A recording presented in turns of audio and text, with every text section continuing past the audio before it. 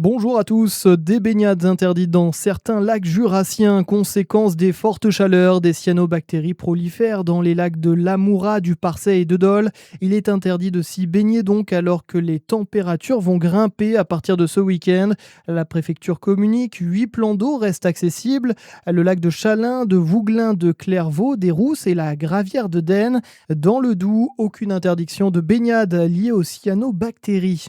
Sur le canal de Bourgogne ici, avec le manque d'eau, c'est la navigation qui est à l'arrêt. Sur certaines portions, impossible de faire du bateau. Le niveau est trop bas à cause de la chaleur, mais aussi suite à des travaux sur le réservoir principal du cours d'eau.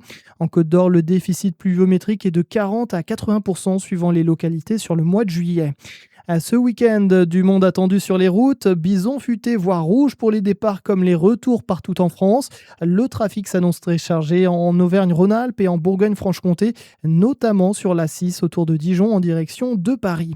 Bonne nouvelle, un peu de répit pour les pompiers du Var. L'incendie dans le massif du Gros Bessillon est désormais fixé. Annonce de la préfecture qui précise toutefois que le travail des soldats du feu ne s'arrête pas là.